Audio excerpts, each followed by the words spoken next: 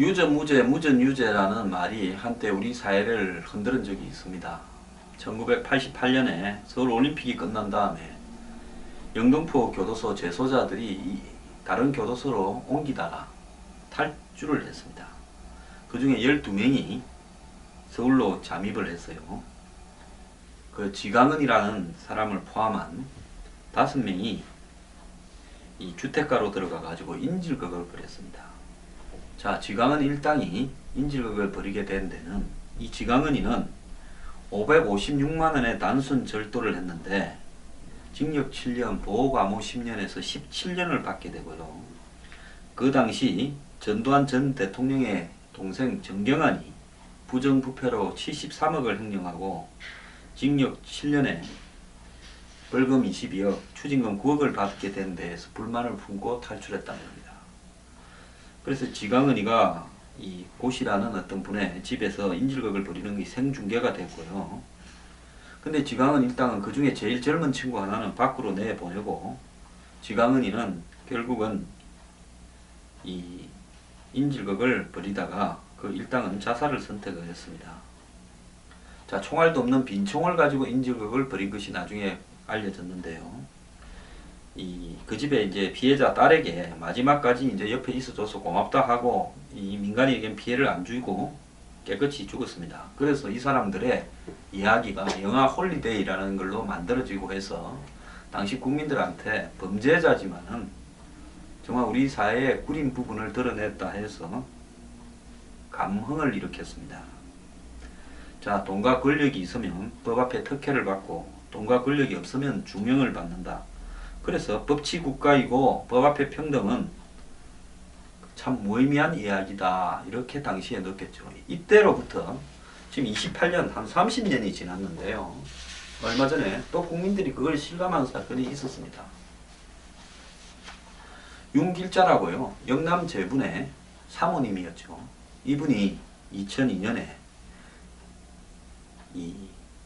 자기 사이하고 바람을 푸는가 오해를 해가 100% 오해했습니다. 그래가지고 이 남집의 귀한 딸을 이 사이와 이종사촌 여동생인 젊은 여대생을, 그것도 뭐 고시 공부하던 여동생이었습니다. 불륜관계로 오해하고 청부살인을 해버렸습니다. 사이는 판사였고요. 그런데 이게 이제 청부살인이 밝혀져 가지고 이 윤길자라는 사람이 무기징역을 받았습니다. 그런데 이 죽은 여대생의 하씨의 모친이요, 한 일주일 전에 하남의 자택에서 몸무게 38kg로 제대로 먹지를 못해가 영양실조로 숨진 것이 발견됐습니다. 키가 165인데 몸무게가 38kg. 엄마가 혼자 살고 있었어요. 정신적으로 하도 고통을 겪고 있었어요. 그래서 아들이 들렀다가 엄마가 죽은 걸 발견해가 경찰에 신고했습니다. 당시 집 거실에는 절반쯤 남은 소주 페트병과 빈 맥주캔, 빈 소주병, 막걸리병만 있더랍니다. 그래서 술만 먹고요. 어머니가 거의 정신을 놨죠. 자, 딸이 잔인하게 이렇게 공기총으로 청부살인, 즉 윤길자가 시킨 남자들에 의해서 살인된 다음에 이 남편은요, 아내만 보면 딸 얘기가 나와서 견디기가 어렵다. 부부가 제대로 살지를 못하는 거죠. 그래서 남편은 따로 나가 살았고 아들도 결혼으로 분가하면서 하남 집에는 어머니가 혼자 살다가 딸이 죽은 하남의 금단산을 쳐다보면서 맨날 울다가 그래도 딸 옆에서 있으려고 하남을 안 떠나고 있었답니다. 그래서 이 엄마의 죽음으로요, 우리가 또 이 사건을 한번 재조명을 해봐야 될 이유가 생겼습니다. 그래가서 청부살인이 확인돼 가지고 구속된 윤씨는 2007년부터 잠깐 교도소에 있다가 유방암, 우울증, 당뇨 등 12개 병명이 적힌 진단서를 발급받아 가지고 2013년까지 교도소가 아닌 세브란스 병원 호화병실에서 생활해왔고요. 검찰 수사 결과 남편 유원기 회장, 영남재분 회장이죠. 이분도 또 시끄러웠던 사람입니다. 뭐 주가 조작이니 또 무슨 뭐 이해찬 전 총리와 3.1절 골프를 쳤니 해가지고요. 그래서 이 유원기 회장이 이 부인의 주치 세브란스 병원 교수에게 $10,000를 주고 허위 진단서를 발급받아가지고 이렇게 마누라를 교도소가 아닌 호화병실 생활을 장장 6년간이나 하게 해줬다는 겁니다. 그래서 검찰은 두 사람 다, 즉 유영기 회장하고 이 세브란스 병원 의사를 구속했지만 둘 다 보석으로 풀려가고 남편은 2심에서 징역 2년에 집행유예 3년, 교수는 벌금 500만 원을 받았답니다. 지금 뭐 대법원에 계류 중이라는데요. 이거 어떻게 생각합니까? 허위 진단서 이렇게 발급해서 범죄자를, 무기징역 받은 범죄자를 병원에서 6년간 생활해주고 또 그걸 갖다가 뇌물 주고 이렇게 만들은 남편은 집행유예로 석방되고. 근데 또 더 기가 찹니다. 어제 보도됐죠. 이 윤길자 영남재분 사모님이요, 모범수 수용시설로 옮긴 사실이 확인됐다고 어제 SBS가 보도했습니다. 세브란스 병원의 허위 진단서로 6년이나 병원 특실에서 호화생활을 한 데 이어서 영남재분은 지난해 정기주총에서 회사 이름을 한탑으로 바꾸었는데 소유주는 뭐 옛날과 똑같아요. 그런데 이 청부 살해 받은 사모님이 가장 좋은 편안한 모범수 수용시설로 옮겼다는 겁니다. 자, 교도소는 어디에 있는가 따라가요. 겨울에 난방도 안 되는 그런 춥고 시설이 안 좋은 교도소가 있고요. 난방이 되고 그래도 비교적 쾌적한 교도소가 있고, 그 중에서 또 모범수들이 직업훈련을 하는 이런 교도소는 굉장히 좋은 교도소입니다. 그래서 세브란스 병원에 한참 있다가 이제는 또 어디를 갔느냐, 모범수들이 직업훈련을 받고 지내는 제일 좋은 교도소에 수감이 되어 있다는 겁니다. 화성교도소라는 거예요. 이 화성교도소는 전국의 교정시설에 있는 모범수들 가운데 심사를 거쳐서 선발된다는 겁니다. 법무부는 이에 대해 내부 기준에 따라 일반 수감자들도 화성교도소에 수감하고 있다고 밝힐 뿐 영남재분 사모님이 모범수 수용시설로 들어간 사유를 밝히지 않고 있답니다. 자, 6년간요 병원에 허위 진단서 받아서 병원 특실에서 있던 사람은 평생 모범수 되어서는 안 되는 거 아닙니까? 근데 그 사고를 친 지가요 지금 3년 됐는데 또 모범수 시설에 가 있어요.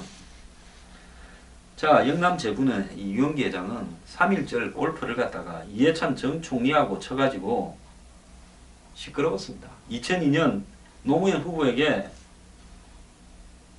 이 수억을 전달했다 이래가지고 또 시끄러웠고요.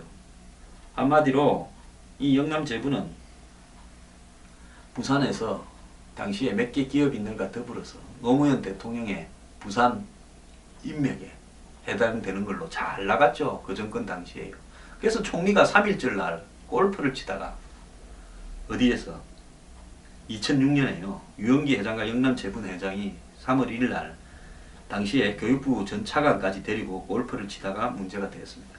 그런데 이 유영기 회장은요 2000년부터 2006년 사이에 5개의 이 시세조종, 사기적 부정거래, 대량 보유 보고 및 소유 주식 보고 의무 위반, 담합 행위 등으로 이렇게 문제가 됐던 사람입니다.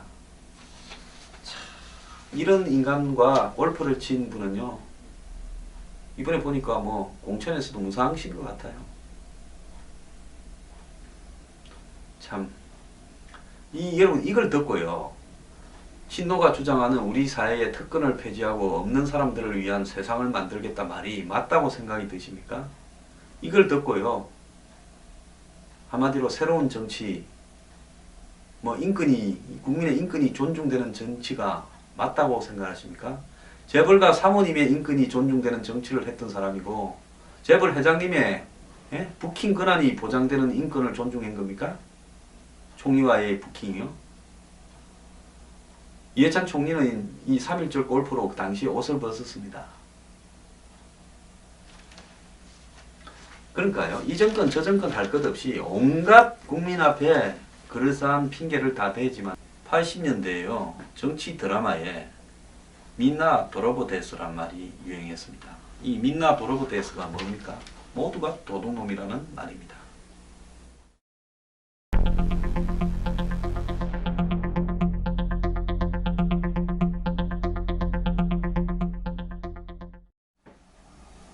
당시요 총리는 이 3.1절 기념식에도 빠지고 골프 행적을 숨기기 위해서 총리가 가면 당연히 따르게 되는 경찰 경호 요청도 하지 않는 치밀함을 보였다고 합니다.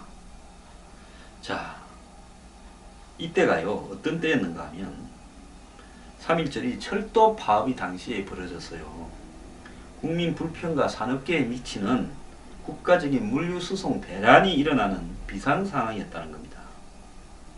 자, 이 상황에서 국정의 총괄을 맡고 있는 가장 실세 총리라고 하지 않습니까? 역대 노무현 대통령이 하도 믿고 맡겨서 가장 실세 총리라는 그 총리가 부산 기장군 아시아드 컨트리 클럽에서 부산 상공회의소 회장 애정자 등 지역 상공인들과 골프를 치고 있었다는 겁니다.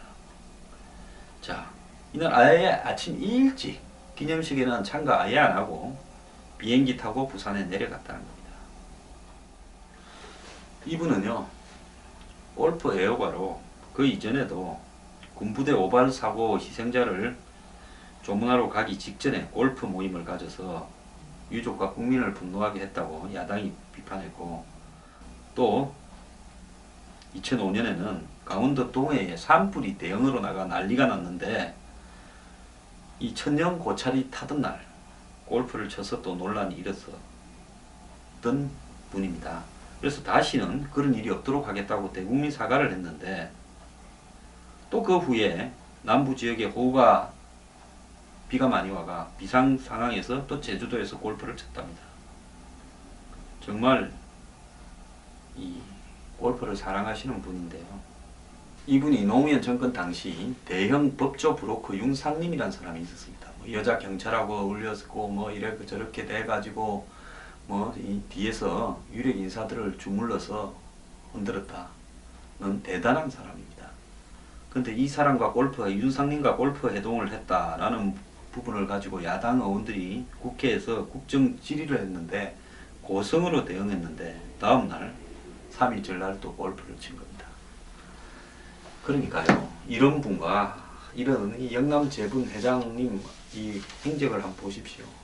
이런 분과 어울려서 골프 치고 그 부인은요 공기총으로 그냥 지가 오해해가지고 애꿎은 여대생을 총으로 쏴 죽이게 하고, 그리고 무기징역 받고는 병원에서 6년 특실 생활하고, 그러고는 난리가 나가 또 저거 남편까지 구속시켰다가 또 남편은 집위로 빠져나오고 돈 받은 의사는 벌금 500으로 끝나고 또 몇 년 있다 잠잠하니까 어딨는가 이번에 이 부인이 여대생의 어머니가 돌아가셔갖고 또 뒤졌지. 안 그러면 언론이 뒤지겠습니까?